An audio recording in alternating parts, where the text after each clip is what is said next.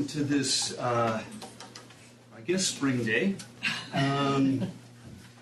March Yet Madness or whatever. So let's go to the South Pacific with Christy. Sounds like a nice time to go to the South Pacific. I haven't been there. It's a pleasurable place to be. I haven't been to Vanuatu. But, so, you know the rules. Get a few introductory remarks and we'll open it up. Yeah, so the very first thing I want to say is just thank you to Lee. I have not been a regular participant in workshop activities, much to my regret and chagrin, and really want to be. And so I really see it as a very generous invitation to me to present this emerging work, which, as you saw from the paper, is really in early draft stage. And I hope to have it in sort of later draft or send-off stage by the end of the summer. So I'm really excited and grateful for the opportunity to hear your critiques and strong criticism and helpful suggestions. I'm absolutely open to all of those. I just want to say a couple of things. One, obviously, I want to hear whatever you have to say about what you were able to read and what's already on paper. But I want to give additional material about what's missing from the paper, about what I really intend to add in. And there are really three strands that I think are important that I intend to weave in before I send it off. The first is really the theoretical grounding for the paper, which is largely absent. It sort of makes kind of shadow appearances here and there, but I need to spend some time developing the theoretical grounding because this paper is part of a larger project that I'm really excited about and also I think at the beginning stages of. And that larger project is thinking about the role that law can play in proposals that are available and emerging in the space of economics and policymaking on alternatives to growth models of development. And so while there is some substantial literature in those two fields, there's less, very little really, legal literature or law-based literature on the roles that law can play to support alternatives to growth models of development. And so this paper obviously is very much focused on contracts, and that's because within the traditional growth-based models of development and the role that law plays in that, contracts and property and the adjudication of disputes related to property and contracts really form the fundamental structure to the role that law plays in the growth-based model of development. And so I think it's very important to think about the role that those fundamental pieces might play in alternatives as well. So that's part of the theoretical grounding that is right now absent from the paper, but will work its way in. And that's important here in particular because Vanuatu is one of the few places in the world that has a national project to try to articulate one of those alternatives. And so as I work with the government of Vanuatu in drafting a license agreement on the seabed mining activity that they're thinking about engaging in, working with them also to ensure that their articulated and really fairly well-researched view on a desire to engage the world economy in an alternative way has to be, I think, embedded in the contract itself. And also, obviously, in the paper. And right now, it's a little bit more embedded in the contract than it is in the paper, but I hope to get that a little bit more robust. The second is to give examples, that the paper needs to give examples of the actual contractual provisions that I have been in the process of drafting. So in the paper I do mention that the Minister of Lands and Natural Resources is looking for assistance in drafting a license agreement, and primarily the person from whom he's looking for that assistance right now is me. And so this is the license agreement and that I've been working on, which is the revision to the existing license agreement, which is really, as you can see, very thin, right? And so, it's frankly, really, these are existing license agreements. This is what's in place right now. And so as they think about renewing those license agreements, developing better ones is really important to Vanuatu, and I feel honored, intimidated, excited, all of those things to be able to work with them on that. So the paper I want to use also to provide some provocations and also some really substantive critiques on the ways that existing models try or fail to embed principles that we all know about that are in governance theory that I think are largely uncontroversial in the policy-making space, but non-existent in the contract-making space. And those are free, prior, informed consultation is one of those. The precautionary principle is another. The concept of adaptive management is a third. And then really not available in any contractual models that I've seen so far is really kind of a substrate presence of the protection of human well-being and ecological well-being, and that's sort of runs through the contract, throughout.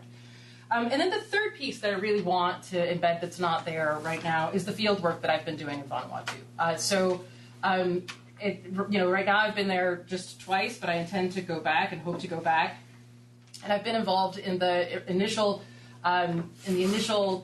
national consultation process that was started in October of 2014, and that consultation, that 3-day consultation moment was just so illuminating. And I want to use this paper as an opportunity to share some of the observations that I have from that event. And then also, obviously, I see the work that I've been doing on drafting the license agreement itself as applied field work of sorts, especially as I work with the government to try to ensure that the contractual provisions are both reflective of the actual desires of the population of the government, but also that the government is able to use the contract as a tool rather than just a static document, that they can actually use it as a tool in negotiations as they move forward.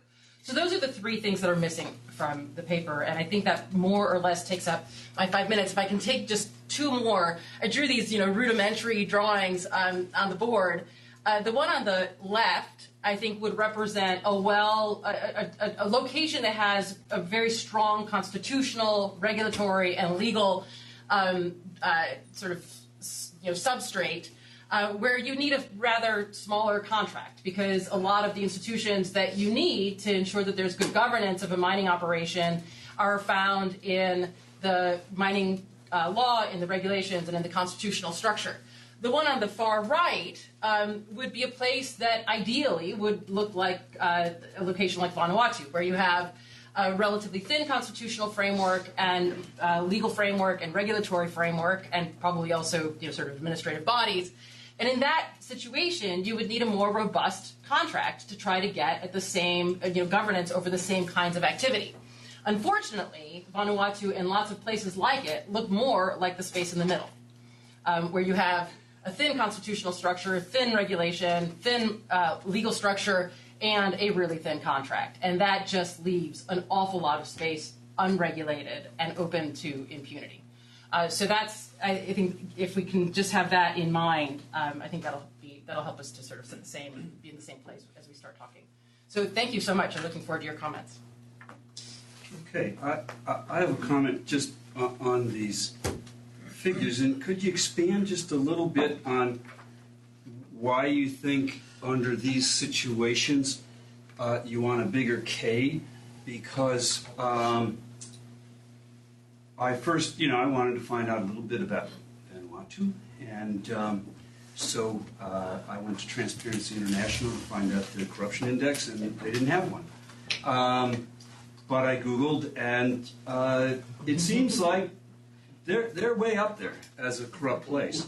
So then I thought, okay, when you're contracting with crooks, you really want longer stipulations? I mean, I think maybe you do, but not who you may be protecting are not the crooks, but, Shell oil, or it's not oil in this case, but who's ever getting the phosphate. So international companies, at least reportedly, do not like contracting with crooks because it's very uncertain about bribes. This is what I learned in Ecuador, that the oil companies are back in there and they like it because the government's less corrupt. And so I just think, I'm just kind of wondering, you may be building the institutions for Vanuatu, but it could be the international companies who sometimes are posed as the villains who may actually want more stuff in there to help safeguard them should they go to arbitration. And you spend a lot of time talking about, I don't know if I pronounced it right, Vanuatu, and less time about these international companies who you think, oh, well, if they've got this skinny little piece of paper, they'll do rape and pillage and do whatever they want. But they've got a repeat game. They've got site-specific assets all around the world. They've got international reputation. They don't want to screw up, because screwing up for Exxon and BP and Shell costs them Volkswagen. That costs these folks lots of money. So I guess contracts are two parties or more. So is K bigger to help the international companies, which it may be mutually advantageous to both, is what I'm wanting. I guess I'm wondering what you think. Yeah. So, okay, I think a really good place to start answering that question is to acknowledge that there is in my work embedded assumption that regulation over activity that can have either really beneficial effects for a local place in the form of revenues when they're adequately managed, and when the activity is adequately managed and the revenues are adequately sort of distributed, it can have very beneficial effects, or it can have really detrimental effects. I mean, it could have both, I suppose.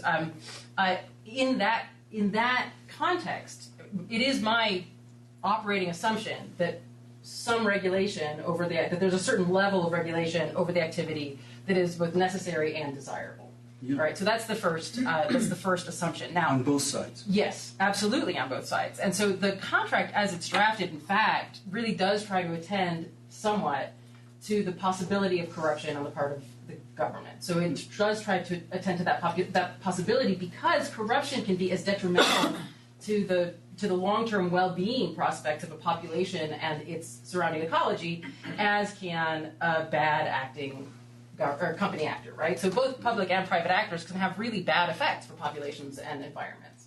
And so the license agreement does try to attend to corruption issues, particularly because in the last year, Vanuatu was subject to a pretty bad corruption situation, which is getting rectified, but it's been an issue there for sure. All right, so that's one sort of one piece. So in that way, the contract serves as a gap filler in a place that has thin laws and regulations otherwise. The other role that a contract can play that makes me really interested in contracts in the seabed mining sector is that contracts have this opportunity, or have this sort of characteristic of being potentially nimble and responsive to governance innovations. So adaptive management is not a concept that is very present in regulatory structures or in legal structures, let alone in constitutional structures anywhere. But you can write it into a contract, and you can bind both parties, the government and the company, to an adaptive management approach in a novel activity for which no one knows what the upsides or the downsides are likely to be. And so that makes me pretty optimistic or keen on the contract. But there are, I think, real deficits to this approach, and I'm sure we'll talk more about those. And one of those really is enforceability. Right. So, yeah. So there was, Martin was in, and then Gustavo and Barb and Federica and Jess, so we've got a good queue. So Martin, start, please. You sparked off something. I had a similar point to these, and I actually did a Google search too about bilateral investment treaties between Vanuatu and other countries to see whether they used to protect investors, private investors. Well, it seems there hasn't been a lot of mining in the area, so it's understandable they don't have so many treaties, but they have two treaties between China and Vanuatu, and United Kingdom and Vanuatu, but none of them are in force. So my question was, so when these contracts are going to be violated, because it's pretty likely, unfortunately, so do you think you should add in your paper, and I think you've touched upon this at the very end of your comments, section on enforceability, and so the quality of national jurisdictions there, and whether also it would be very interesting to know if those companies who have expressed interest in mining there? Did they actually pressure their government to pass agreements with Vanuatu, such as bilateral investment treaties, to make sure that their investments are going to be protected? Yeah, so those are great points, both the bilateral investment treaty part and the enforceability part. So enforceability is not necessarily dependent on a bilateral investment treaty, right? You can have enforceability just written to the contract, right? The enforcement provisions are fundamentally important to that if you don't have an existing bilateral investment treaty to provide those provisions. So I actually don't know the answer to your question about the lobbying that Nautilus Minerals or Bismarck are doing to get their governments to enter into bilateral agreements with Vanuatu, nor Vanuatu's willingness or lack thereof to agree. So what I have tried to do, and frankly, honestly, just there's no point in obscuring the places where I'm having real challenges. The enforceability provisions of this document are worrisome because the contract is only as good as its enforceability. And so, I should say, I think that's actually maybe an extreme statement because it tends to be true that parties try to behave in accordance with their promises, so, to a surprising extent. And so, although I agree that the contract is likely to be breached in various ways over the course of a long-term endeavor, because we all break our promises at various points along the way, mostly people tend to keep their promises. And so, but you can't assume that that's going to be the case, and so you have to have good enforcement provisions. And so, to that extent, the contract is only as good as its enforcement, and that becomes a struggle, because the local courts are, I sincerely doubt they have the capacity to withstand the kind of litigation that could be put into their offices. Just think about the form of documents. They may not be able to handle it. And so that means the local courts are not the best place. So then you have to think about, well, what would be better? And their arbitration looks like it could be better, but there are a set of concerns related to arbitration that I could go on for an hour just about that. And so that section of the contract is actually something that I'm actively seeking assistance for right now. And I'm working with, a couple people who are being very helpful on that section. The Permanent Court of Arbitration, for example, has experts who deal with natural resource agreements specifically, and and environmental provisions in arbitration clauses. And so I'm really trying to work some of that material in. But I think that's a super important point. Okay, so my feeling is that here so the standard theory of contracts is kind of like you have a set of property rights over assets, resources, and then you trade those things, and the contract is the agreement through which you are going to define how those things are used, but the ownership of the property, the initial property rights, is clearly defined and enforced. So here is a mix between a contract problem and a contested resource problem, no? So essentially, it's like you are defining who owns this stuff at the same time that you are defining how you are going to use this stuff, okay? So my feeling is that this is not only an issue of contract, it's also an issue of a game to define the property rights over those resources, okay? And having said that, then your incentives are a little bit different, no? Because you want a big partner to protect your rights. Yeah. You don't want a big partner maybe that is going to screw you in the contract, no? So essentially, I think the key trade-off here is the following. You can partner with a big player, oil company, that's going to go there, establish and enforce those property rights, but then suddenly, well, they are the owners. You are not the owner anymore when you have to sign the contract in the second stage, no? Yeah. So it looks like the structure of the game is something like that, no? It's contracting in a situation in which you do not have clear property rights of the resources. And one thing is, like, historically, something similar, I think, happens with this investment process during the colonization period. It's like you are putting money to kind of colonize, but you don't know exactly what is going on. So those rights could be zero if another country comes and colonizes that area, or it could be valuable if this is successful. No, this looked like something like that. Why don't these players do not sign a contract, let's say, with some oil company from the US and another oil company from China. No? So there is some kind of issue of this assigning property rights here, no? Because we are talking about assets that nobody knows really who owns those assets. Could I ask him to clarify? Sure. Because Yeah. I think what you're describing is a dynamic temporal game.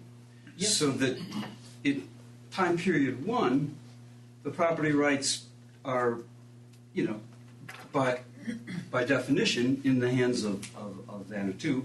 But in time period two, you've got site-specific investments, and then you're extracting this stuff. But then that makes the company vulnerable too, so that lots of oil companies have had their assets expropriated, but they were by bigger countries than this.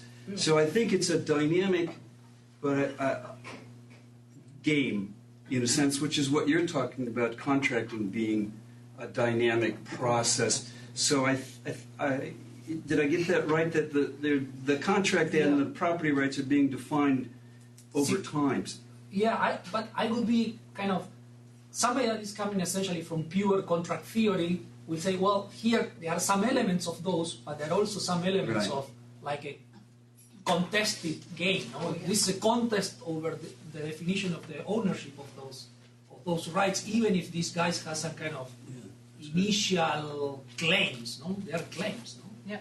So I love thinking about this as a dynamic temporal game. I think that's a really helpful contribution. And you're absolutely right that this is a license agreement. It is a contract.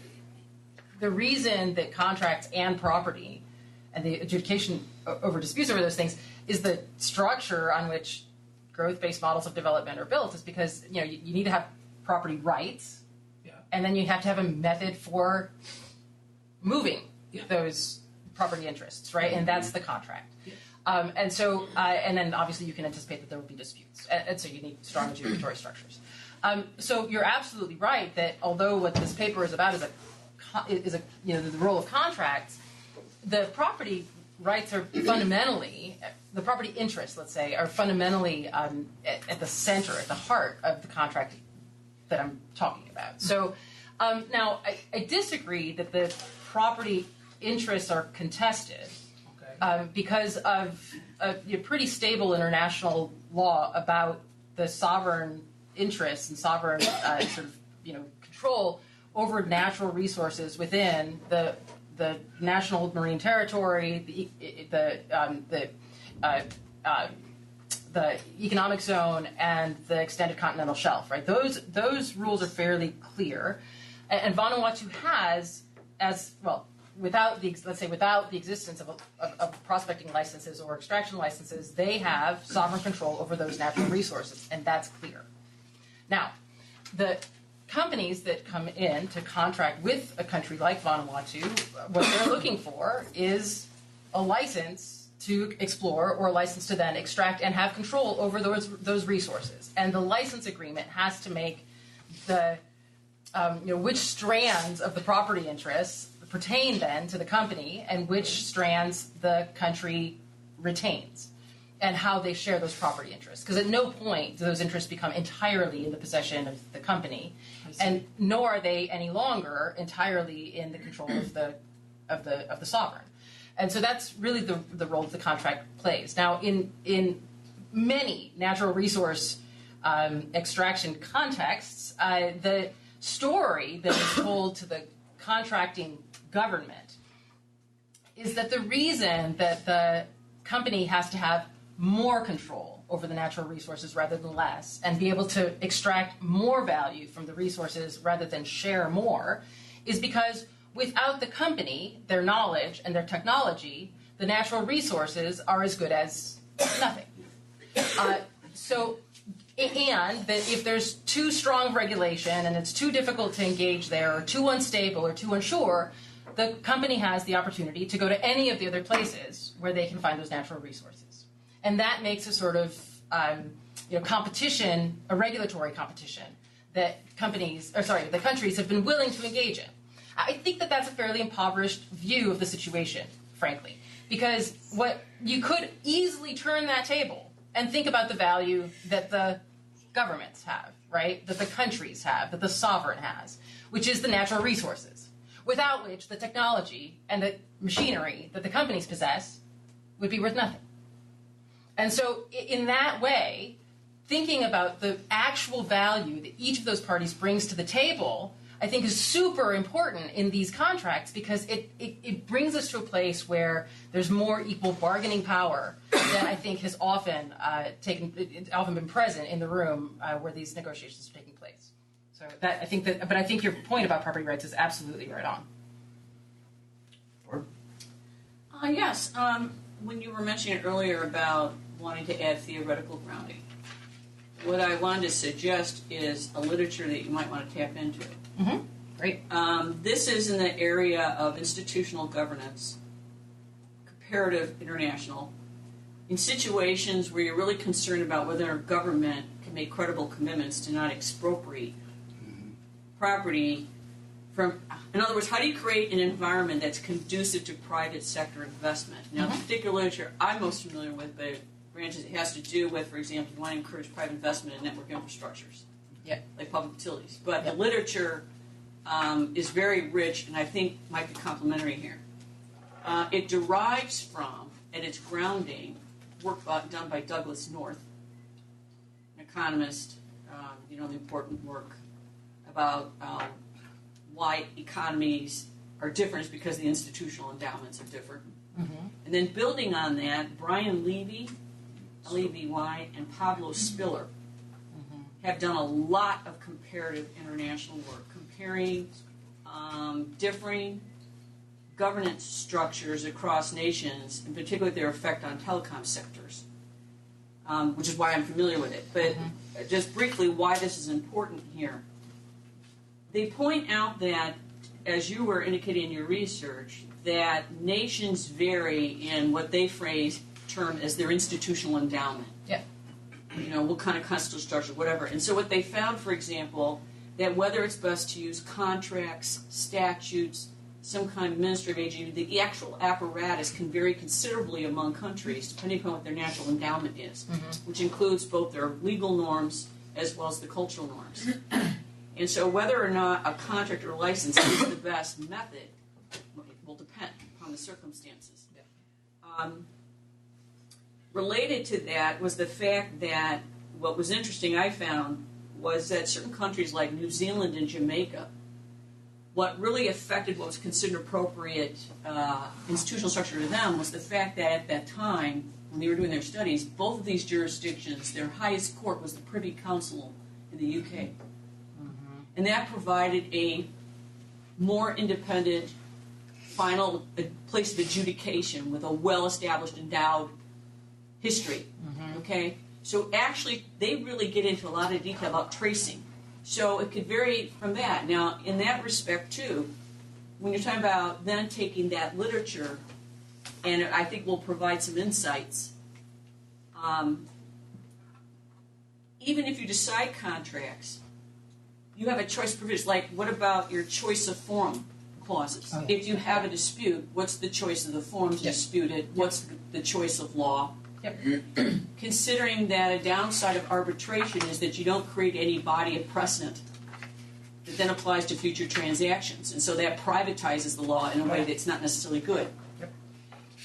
So it helps you think through a lot of those scenarios. And, I can give you, we could follow up later. I can give you actual books stuff. But I have found their work to be very informative to how to think about what institutional endowment better suits a given environment. And so you need a much more systematic evaluation of where they sit.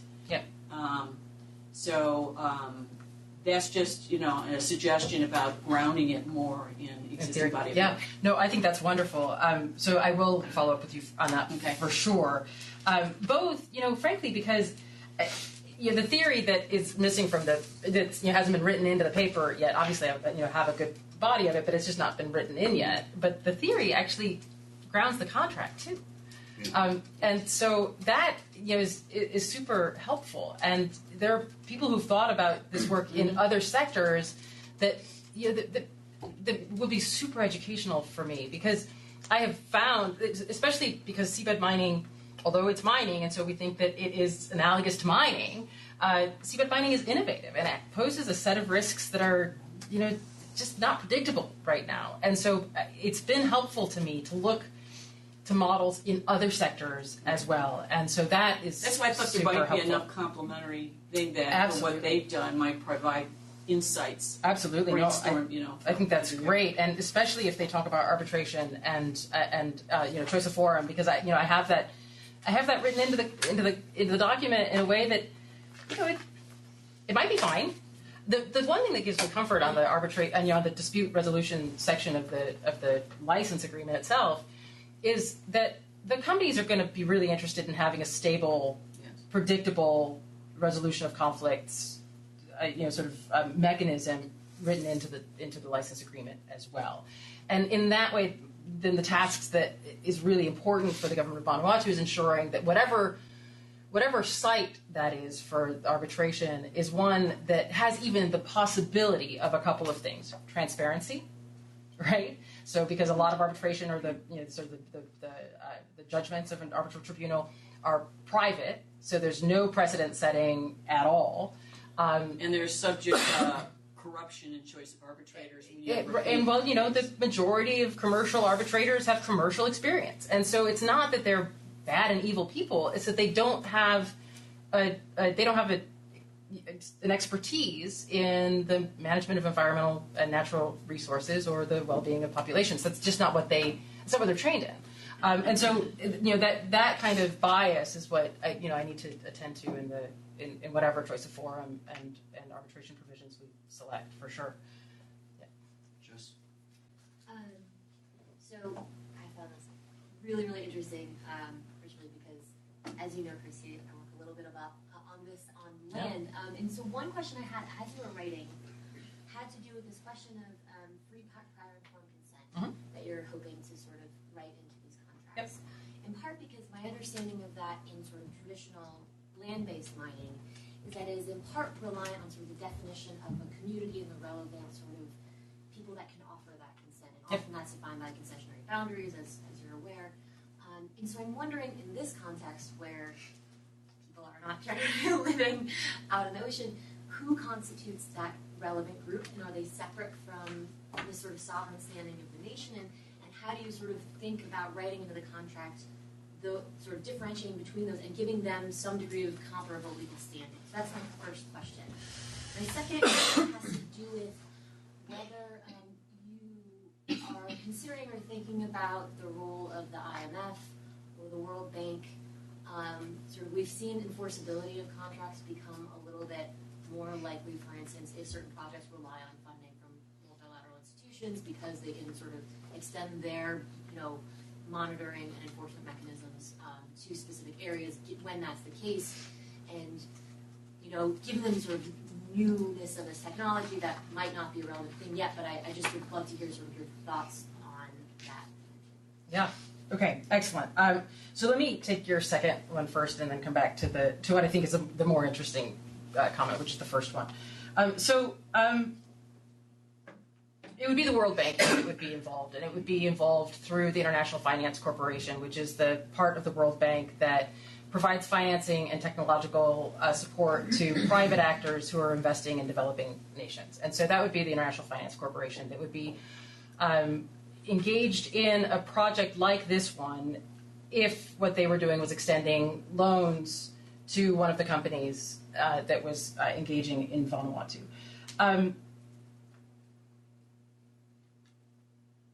I'm not sure that I'm going to agree with your assertion that IFC supported projects tend to be less controversial than ones that are not IFC supported. I'm sorry, I do not want to make quite that assumption. Maybe there's the capacity for additional two-level monitoring, essentially. Oh, additional monitoring.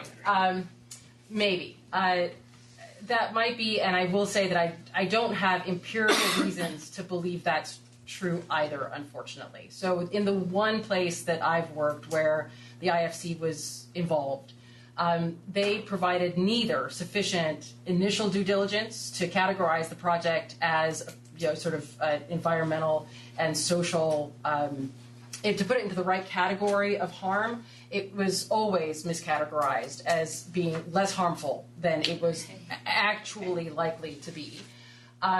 And then when the project ran into significant social resistance because of the environmental damage that was likely to ensue, the International Finance Corporation did receive a complaint about the project to the ombudsman of the IFC, the COW, and they are engaged in monitoring, but I have some knowledge of what that monitoring has looked like, and they have not actually gone to the location. They've gone to a city that's 5 hours away from the location.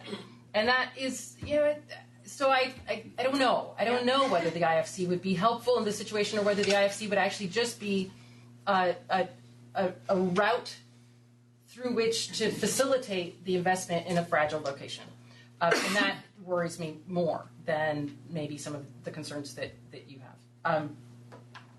And then the second one, with respect to how you define affected communities. Yeah, so I was looking through because I want to try to convey accurately, but I'm not going to remember, unfortunately. Oh, no, I found it. Excellent. So 47% of Vanuatu citizens live less than 15 minutes walking distance to the ocean. And 83% live within an hour's walk. And this is a place where people do walk to the ocean. And then people who live inland rely on the people who have easy ocean access for access to marine resources in the trading economy. And so in that way, I would venture to say that probably 100% of Vanuatu's population has a real interest in the health and well-being of the ocean around them. And so how do you engage in a national consultation that involves 100% of the population, right? Especially when the revenues accumulate to the government. Yeah, sure. Absolutely. Well, I mean, but that's a different question, right? That's a post-extraction question of revenue accumulation and distribution. Where we're interested in the free, prior, and from consultation and consent process is how do you get actually free, actually prior, actually informed, and actual consent, right? And so given that there was absolutely none of those things in the initial license agreements that were signed, the current Minister of Lands and Natural Resources is really wanting to have a national consultation process. And so although there was a kickoff to this process in 2014, I know that his intention the last time that we had a conversation about this is to go to all 83 islands, or at least to the ones sort of in close enough groupings to be able to go to the outer islands. Let's put it that way: to go to the outer islands and have an in earnest attempt to inform and take the views and information from as much of that population as possible. Now, my hope, and we'll see, the last time that before this corruption story that Lee alluded to happened, he was the Minister of Lands and Natural Resources, and right before that happened, literally the week before that happened, I was about to buy a ticket to go to help to witness the consultation process in those outer islands. And the reason that we both saw that as important is because of the content building opportunity that those consultation processes contain. So it's one thing to have a national consultation process in which you garner the consent of your local population. Wonderful. But the question is, on what terms was that consent garnered, right? And so if the consent was garnered on terms that matter to the population, right? If you see that consultation and consent process as a period of negotiation between the parties that are interested, the government, the population, and the companies, then the content of those consultations really matters. And you'd hope that the content of those consultations would become enforceable down the road. But because of common law contract rules, unless that content is explicitly written into the four corners of the document, it's unlikely to be enforceable down the road. And so if there is substance that matters from those consultations, on which that consent was garnered, it has to be embedded into the document. And so that's why I'm hoping to be able to go to as much of that consultation process as possible. So I hope that kind of answers your question. But of course, we know that these things are tenuous, right? But I think that we're looking for perfection in lieu of better. And when you've got no consultation, going to as many of the outer islands as possible and actually trying to embed the desires and will of the population into an actual contract is a whole lot better, even than anything that I know that exists. I don't have another model where that has happened. You raised a important issue, though, about legal standing. the problem is, she asked what legal standing other people might have. The problem is if you have just a contract between the company and the government, then anybody who's not privy to the contract has no standing. On the other hand, if you have a different kind of governance structure where one could actually grant standing, like certain kind of regulatory structures, things like that, do actually explicitly grant standing for somebody who's representing the public interest or consumer interest or whatever. So that might be something to take account. But that flagged for me when she asked about standing. That's a really good point. So, right, traditional contract rules would also say that only the parties in privity of contract, which would be the government and the companies, have standing to bring a claim under the contract. So that's a really good point, and it would be a question of how do third-party beneficiaries initiate claims under the contract. And it's something that I've been looking into that, frankly, is not present right now because it's just it's a difficult thing to draft it in a way that's going to be enforceable. But it's a super important point. Yeah, thanks. Just to let everyone know where we're standing here, Q-wise, Federica, Eduardo, Jimmy, Stefan. Federica. Taking it to a whole new level of insanity. But insanity. well, that's right. So a legal system in flux to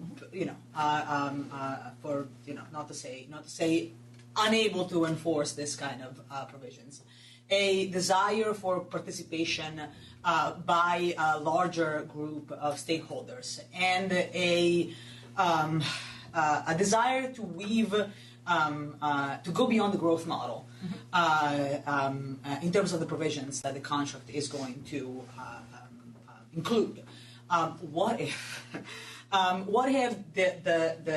the capabilities are weaved into the enforcement procedure?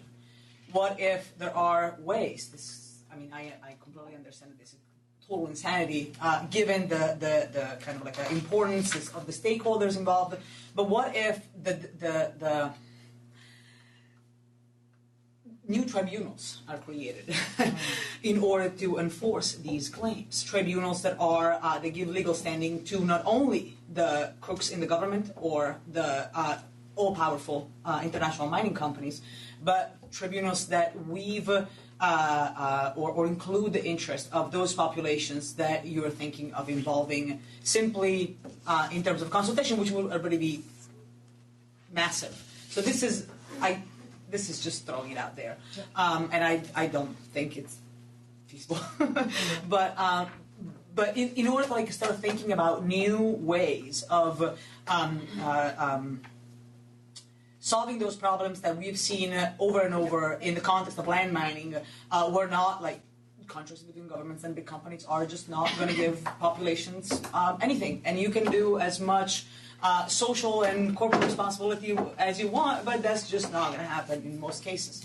And an additional comment is you speak, and this is the other aspect that leads me towards choosing novelty over past failures. This is a new enterprise, and you stress the novelty of this very much. And I know nothing about seabed mining, but I wonder if it's worth putting more, explaining more carefully what it is, how it is exactly that seabed mining is different from other types of relationships between governments and big companies, how this is different from mining on land.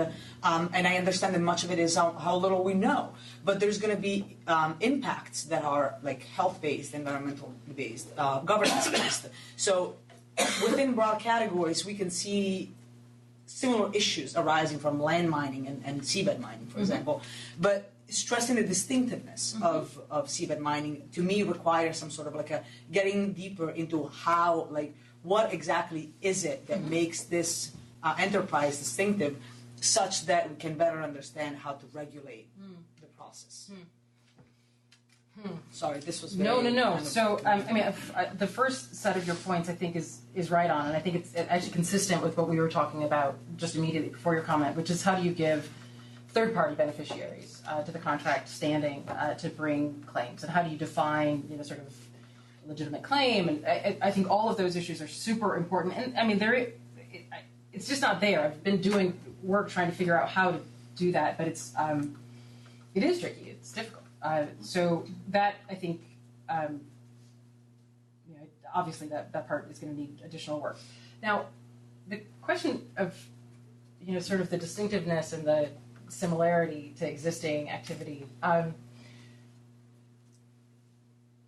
need to acknowledge my own limitations with respect to my scientific knowledge. Right, I'm a consumer of that information rather than a producer of it, and I can only consume what's available.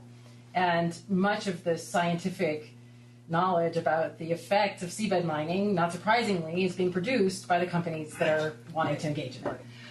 And so that is a super challenge. So that I take the point, and I will definitely think about that as I'm thinking about how to craft language. But I would also say that you could also just see the opportunity of a new activity as an opportunity to break from predictable failures of existing structures.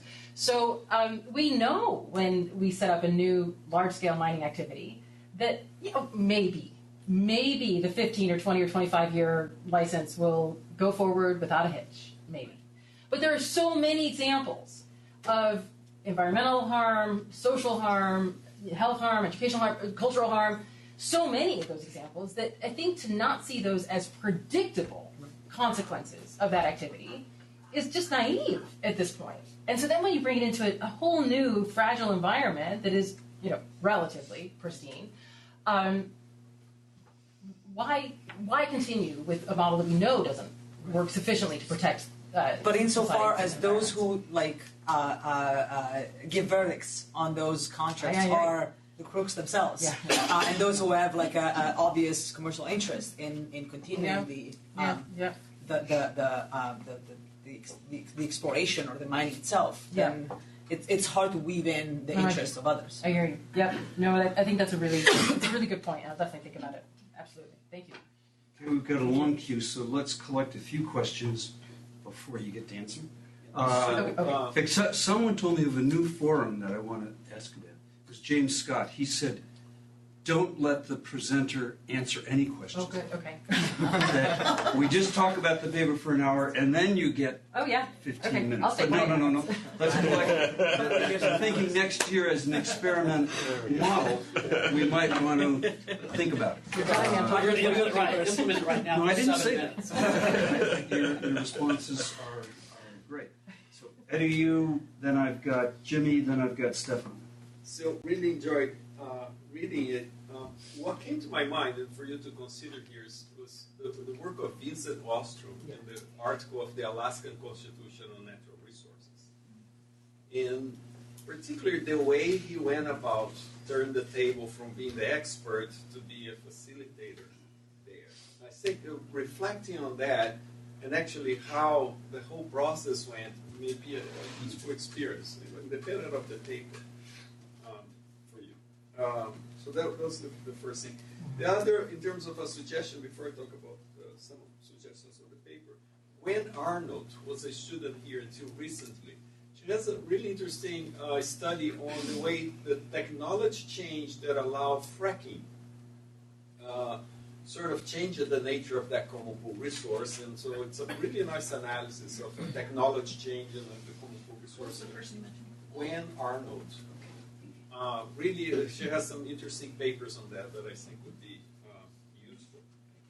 I worked with some master's students in Brazil on licensing of mega projects. It was a master's student, but it was a very good dissertation. And we did use the IAT framework, the Institutional Analysis and Design framework, to map and diagnose the whole licensing process at the national, state, and local levels. And then she did a lot of ethnographic work on the public consultation side of it. And then saw the consequence of the outcomes of the public consultations, whether they influence or not the higher scale process. So the IAT proved it really good on this. So few comments on the paper.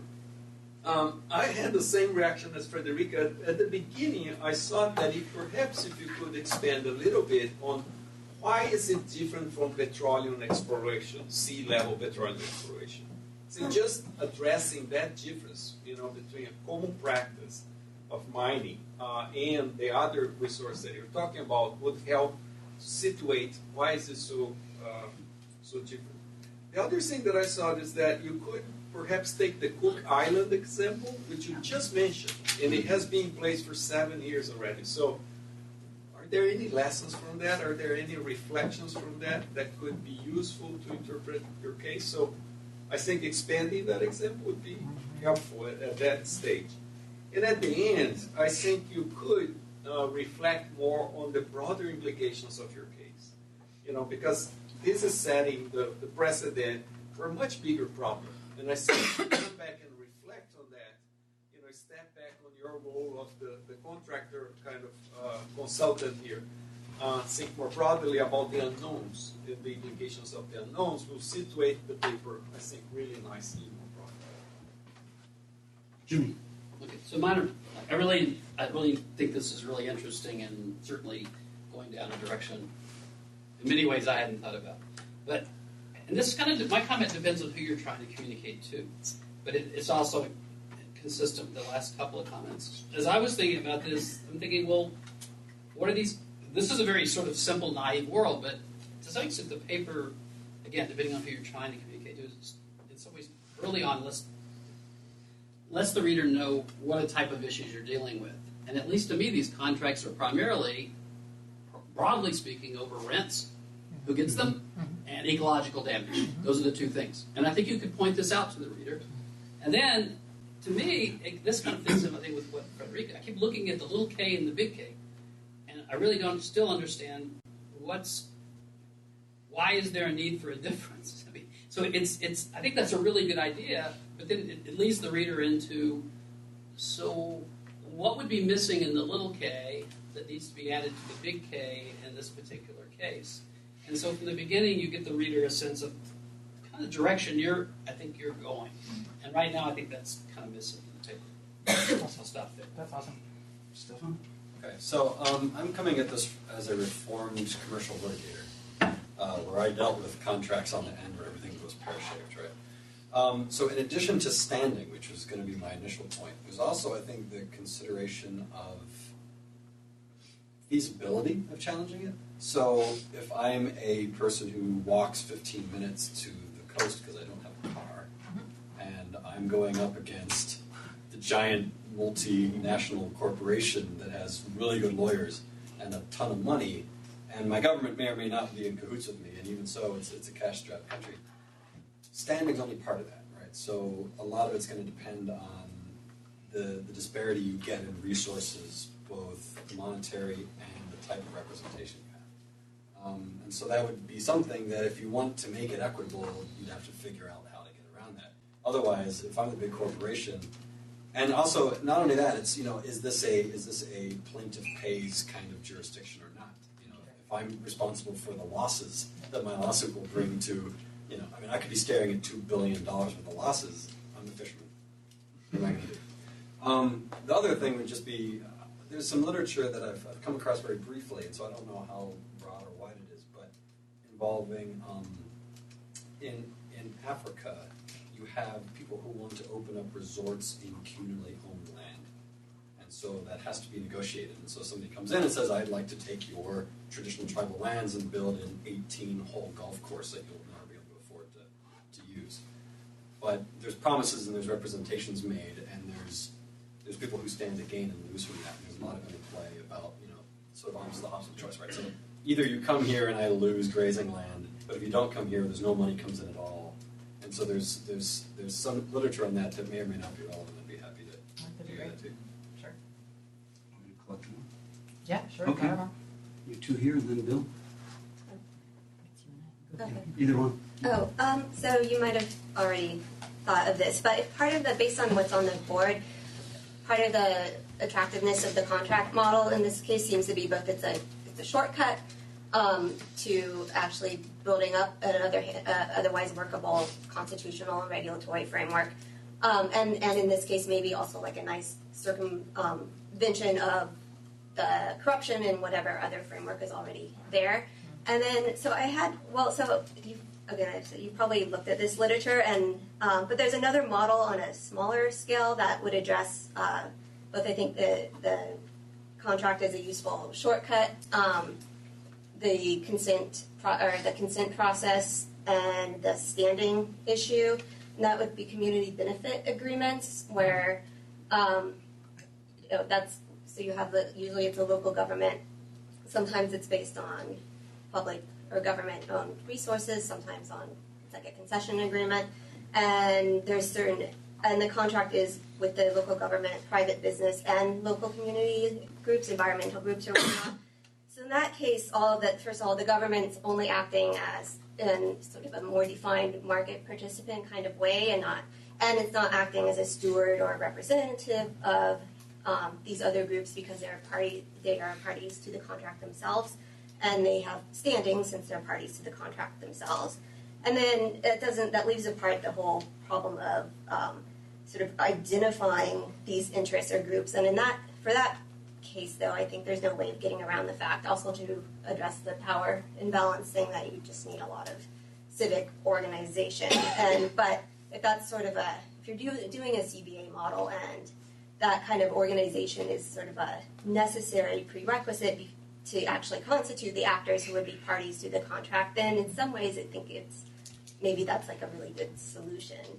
And then I had one question about it draws on the issue of what's unique about seabed mining and whether this contract is really just about sort of rinse and ecological damage, or also it's been suggested that a lot of this is actually about sort of the strict line between being in and out of the contract and the kinds of what economists would call transaction-specific investments you need before you're actually in the contract, so the small numbers bargaining game. So I was just wondering if there's something, because I don't know anything about this, but if there's something actually different between seabed mining and other kinds of natural resource extraction with respect to the amount of transaction-specific or site-specific investments you need or willing to invest before you know anything about like the relative payoff from it.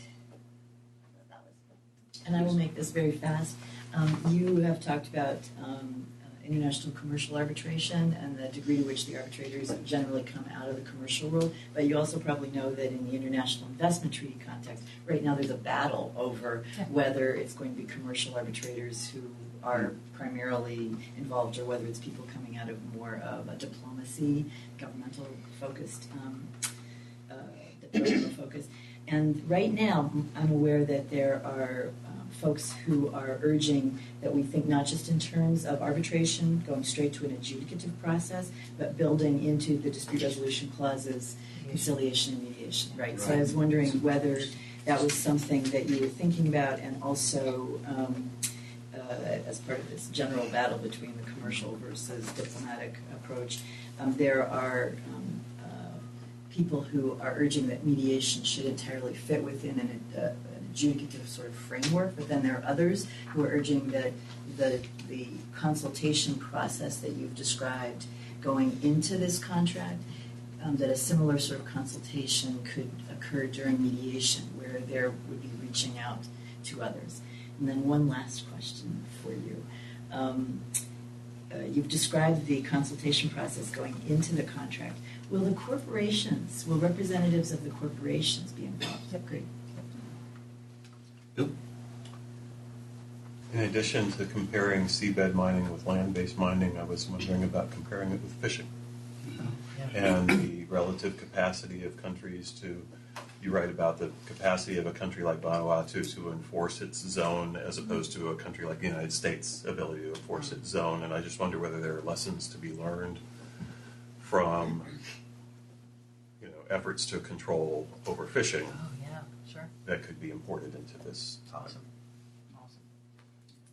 Okay, last, I just want to say there's another literature that comes from economic history, which is, and Gustavo made me think about it, is the whole literature about property rights on frontiers. And I was at a conference about 15 years ago with a lot of law guys working on intellectual property rights, and a lot of people in institutional analysis from econ history working on 200 years ago, mining camps, cattle ranches, before government was there. They're all frontiers. Who's in, who's out. And that got me thinking, everyone's thinking of these contracts. The mining company coming in with the knowledge, the human capital, the physical capital, and the country gets a check. But what if we give them some skin in the game? That they've got an equity claim. If you've got an equity claim, you suddenly start thinking about things very, very differently. And the point about the World Bank, if the World Bank gave them a chunk of cash so that, now I'm in a joint venture. I'm just not on the dole. My incentive structure, and you could even have it so the citizens, all the, 100% of the folks get an equity claim, and it all goes to schools because people like that, like marijuana laws.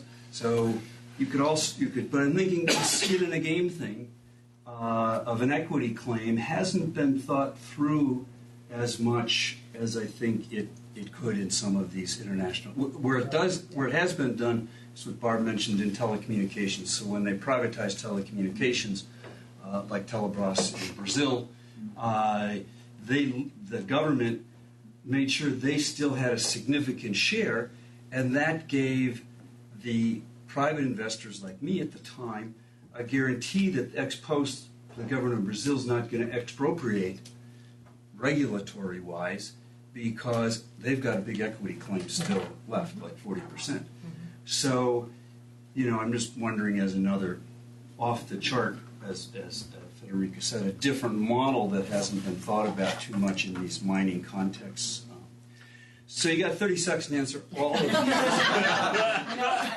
I can say But is no, that talk for as long as you want, as long as people want to stay, because I think we all found this by the number of questions.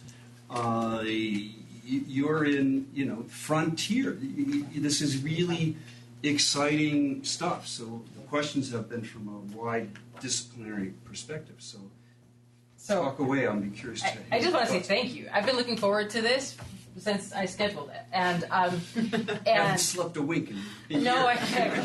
if only I could focus on it as much as it needs. These comments are fabulous. It is difficult to work, mostly in isolation, and it's great to get comments from, such a tremendous community of people. Some of the pieces that I just will really, these comments really help me to know what you're interested in, but also what's lacking, and that's just as important as anything. So, thinking about these frontiers, I think, is really important, whether that's in the space of fracking or in the space of novel mining activity or history of mining activity in other locations. I think it is really important. You were talking about an equity claim. There are experiments with that. There's sort of concepts of golden shares that have particularly powerful voting or veto rights on the board, and so there's been experience with that. There's a lot of resistance to that, to governments having golden shares. It's something that I am toying with, but we'll see about that. I think that the issue of feasibility is. I get to there. There are places in this project that you have to imagine when I'm working in that place. It's just daunting and depressing. So I would love to talk with you more about that. It would be super helpful. And that is also true when it comes to mediation. So there is a mediation section in this agreement because mediation is a potentially easier way to deal with conflict, cheaper, smoother, faster, all of those things. But I'm going to come talk to you this week about the mediation section because it's not what I do, right? I work on the front end rather than on the back end. And so that's really helpful. And thinking about, for example, how to, in addition to the parliament, there's a council of chiefs that is as important as the parliament in Vanuatu, and thinking about the role of the council of chiefs and how to, sort of capacitate them, both in terms of feasibility, but also in terms of mediation. And that's what they do, right? That's so much of what the council of chiefs does is engage in mediation over customary disputes. And so they have a lot of experience and knowledge in that space. And then the suggestions on literature are just, invaluable. And I thank you all for them. And I am so glad I have, time now looking forward to engage with all of that literature. So thanks. Thank you. See you next week. And as the Beatles said, here comes the sun.